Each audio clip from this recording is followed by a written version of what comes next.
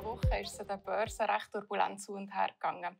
In der heutigen Ausgabe von «Anlegen mit Weitblick» analysieren wir zusammen mit unserem Chief Investment Officer Philipp Merk die Märkte und ziehen ein kurzes Resümee über die ersten 2 Monate Amtszeit von Donald Trump als US-Präsident. Ja, Philipp, werfen wir doch als erstes einen Blick auf die Märkte. Wie haben sich die entwickelt seit den Präsidentschaftswahlen? Wie man auf dieser Grafik gut sieht, anhand von der blauen Linie, das ist die US-Börse, da sieht man, mit der Wahl hat Euphorie eingesetzt. Die Märkte haben stark reagiert, sind nach oben gegangen. Warum das? Man ist von Deregulation ausgegangen, Steuersenkungen sind angekündigt worden, auch Schutz von der heimischen Industrie, dementsprechend die Börse sehr wohlwollend und gut reagiert. Seit dem Amtsantritt sehen wir aber eigentlich ein anderes Bild. Anstatt der Regulation ist eigentlich vor allem Protektionismus gekommen.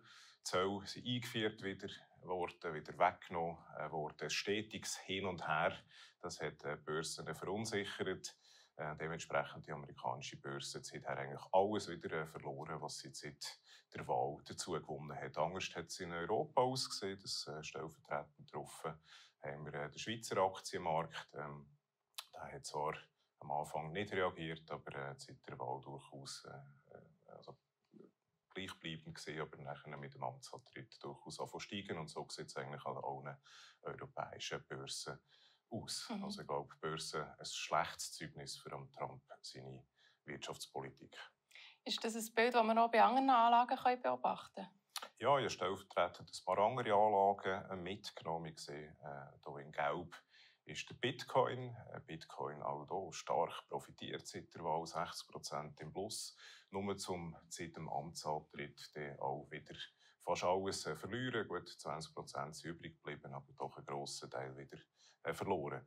Auch hier die Tesla-Aktie habe ich auch stellvertretend mitgenommen, das auch, weil Elon Musk ja auch Minister ist beim Donald Trump. Seit der Wahl fast 100% dazu gewonnen, also verdoppelt seit dem Amtsantritt, aber Ernüchterung und alles wieder verloren. Das Einzige, was schön dazu gewonnen hat, ist Gold. Gold, das aber natürlich eben genau von dieser Verunsicherung profitieren, stetig dazu gewonnen und seit dem Amtsantritt sogar noch ein bisschen mehr. Man kann sagen, Gold glänzt, die Wirtschaftspolitik von Donald Trump ein bisschen weniger. Dann werfen wir noch einen Blick auf die US-Konjunktur. Was sind hier deine Zukunftsaussichten?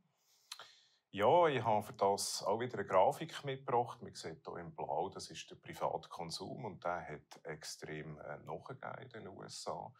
Und ja, das ist sicher kein gutes Zeichen, wenn der Privatkonsum, also Konsumenten, weniger ausgeben.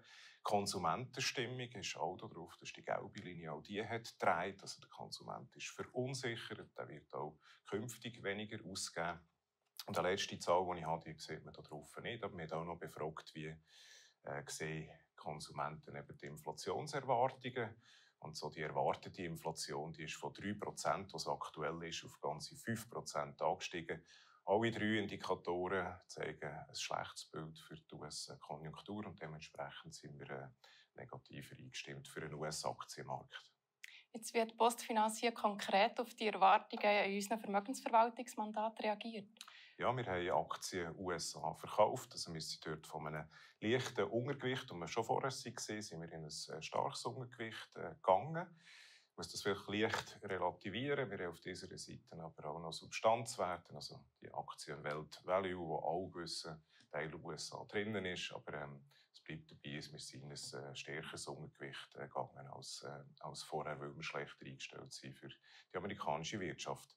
Das Zweite, was wir gemacht haben, was drauf sieht, ist, wir haben Obligationen Schweiz dazu gekauft. Das, weil die Zinsen in der Schweiz ein bisschen gedreht haben. Auf der langen Frist kommt man ein bisschen mehr über und dementsprechend kommt man auf dem Moneymarkt nicht mehr über, was lange Zeit eigentlich so war.